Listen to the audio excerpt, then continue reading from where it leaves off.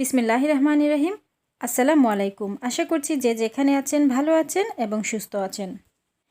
এখন ঠান্ডার মৌসুম, আর এই মৌসুমটাতে সর্দি, কাশি, শ্বাসকষ্ট, গলা ব্যথা এই ধরনের সমস্যায় আমাদেরকে প্রায়ই ভুগতে হয়। আর তার জন্য বাজার থেকে বিভিন্ন ধরনের ঔষধ আমরা খেয়ে থাকি।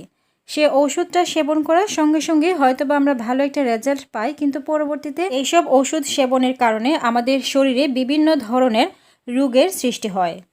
এই ধরনের সমস্যার সমাধান করতে যদি আমরা ঘরোয়া রেমেডিগুলো ব্যবহার করি, তাহলে কিন্তু নিঃসন্দেহে আমাদের স্বাস্থ্যের জন্য অনেকটাই ভালো হয় এবং পাশাপাশি আমরা সুস্থতাও অনুভব করতে পারি। আর তাই আজকে আমি একদমই ঘরোয়াভাবে একটা রেমেডি তৈরি করে দেখাবো, বলতে একটা চা তৈরি করে দেখাবো, যে চাটা সেবন করার সঙ্গে সঙ্গে সর্দি, কাশি, শ্বাসকষ্ট এমনকি গলা ব্যথার মতো সমস্যাও দূর হয়ে যাবে এবং পাশাপাশি আরও অনেক ধরনের রোগ থেকে আপনারা মুক্তি পাবেন। অবশ্যই কিন্তু সঠিকভাবে সঠিক নিয়মে এই রেমেডিটা সেবন করতে হবে। তো আমি মূল ভিডিওতে চলে যাচ্ছি। প্রথমেই যে মেইন উপাদানটা আমি নিয়েছি সেটা হচ্ছে ধনিয়া পাতা।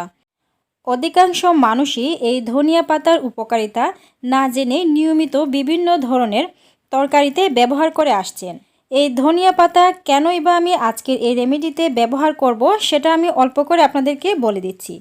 এই ধনিয়া পাতাতে রয়েছে ফাইবার, ভিটামিন সমূহের মধ্যে এতে রয়েছে vitamin A, vitamin C, vitamin K, thiamine, riboflavin ইত্যাদি।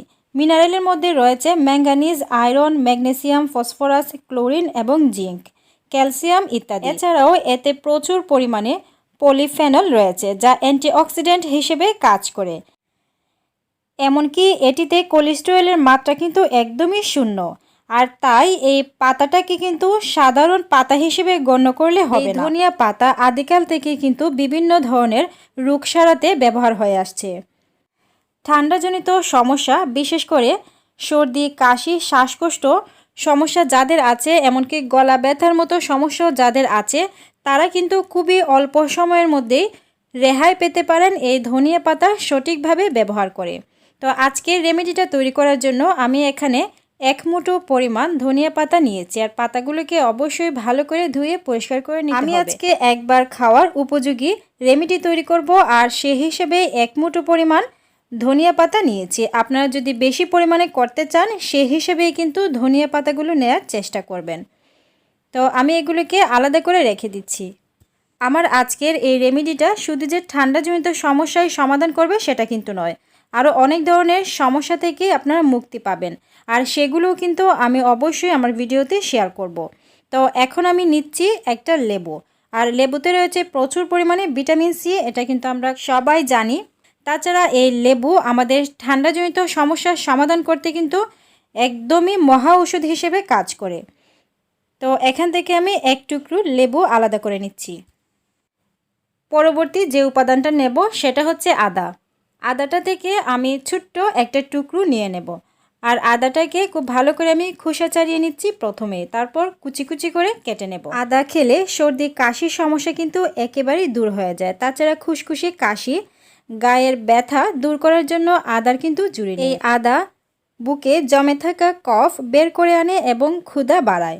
অনেকে আছেন যারা ঠান্ডাজনিত সমস্যায় পড়লে আদা খাওয়া শুরু করেন, আর সেটা চিবিয়ে খেয়ে নেন। সরাসরি চাইলে আপনারা এই আদাটা খেতে পারেন দিনে কয়েকবার, এতে করে কিন্তু খুব ভালো রেজাল্ট পাবেন। তাছাড়া যারা সরাসরি এই আদাটা চিবিয়ে খেতে পারেন না, তারা কিন্তু এই রেমেডিটা তৈরি করে খেতে পারেন, এতে করে আরও ভালো রেজাল্ট পাবেন। এখন আমি সংক্ষিপ্ত করে বলার চেষ্টা করছি ধনিয়া পাতা সম্পর্কে। ধনিয়া পাতা খেলে শরীরে খারাপ কোলেস্টেরলের মাত্রা অনেকটাই কমে যায়। ডায়াবেটিসের আক্রান্তদের জন্য ধনেপাতা বিশেষ উপকারী। এটি ইনসুলিনের ভারসাম্য বজায় রাখে এবং রক্তের সুগারের মাত্রাটাও কিন্তু কমিয়ে রাখে। ধনিয়া পাতায় থাকা অ্যান্টিসেপ্টিক আলসার নিরাময়ে কিন্তু অনেক উপকারী, চোখের জন্য কিন্তু ভালো।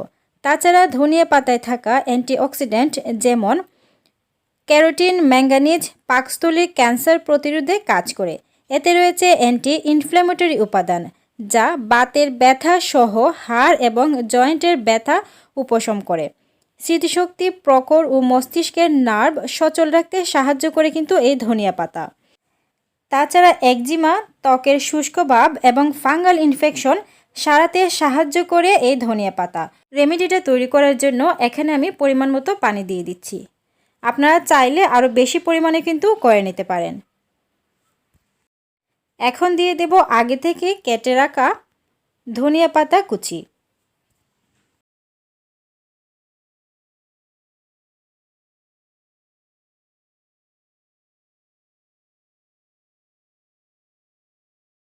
এখন আমি আদা কুচিগুলো দিয়ে দিচ্ছি। আপনারা চাইলে আদাটাকে গ্রেটারের সাহায্যে গ্রেট করেও ইউজ করতে পারেন। তাছাড়া পেস্ট আকারে করে যেভাবে আমরা রান্নার কাজে ব্যবহার করি সেভাবে কিন্তু আদাটাকে দিতে পারেন। তো আদা এবং ধনিয়া পাতা দিয়ে আমি হাঁড়িটাকে চুলাতে বসিয়ে নেব।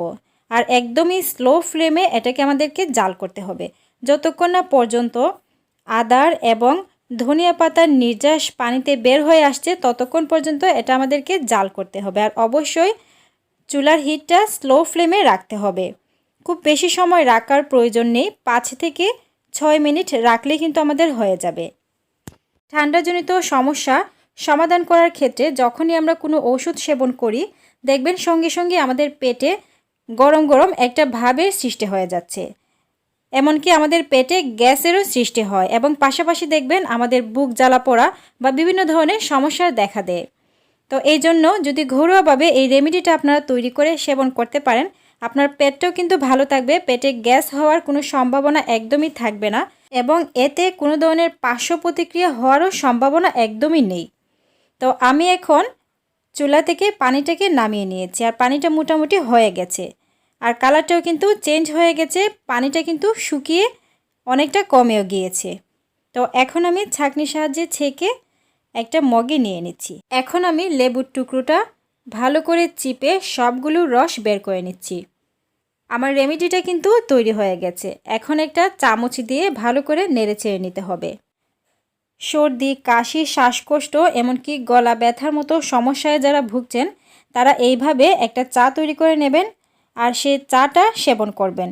সকালে একবার এবং বিকালে একবার, দিনে 2 বার এই চাটা সেবন করবেন। অবশ্যই কোনো কিছু খেয়ে তারপর এই চাটা খাওয়ার চেষ্টা করবেন। একদমই খালি পেটে এই চাটা বা রেমেডিটা খাবেন না। প্রথম দিন সেবন করে দেখবেন অনেকটাই আরাম পাবেন। তবে সমস্যাটা যদি একটু বেশি হয়ে থাকে সেক্ষেত্রে আপনারা চাইলে পরপর 1 সপ্তাহ এই রেমেডিটা সেবন করতে পারবেন। এতে করে শুধু যে ঠান্ডাজনিত সমস্যায় সমাধান হবে সেটা কিন্তু নয়, এর পাশাপাশি আপনার শরীরে থাকা বিভিন্ন ধরনের রোগও কিন্তু সারিয়ে নেবে। তো কেমন লেগেছে আমার আজকের এই ইনফরমেশনগুলো? যদি ভালো লাগে অবশ্যই শেয়ার করে নেবেন ফ্রেন্ডস এবং ফ্যামিলির সঙ্গে। আজকের মতন এ পর্যন্ত, আবারও চলে আসবো নতুন কোনো ভিডিও নিয়ে। সে পর্যন্ত আল্লাহ হাফেজ।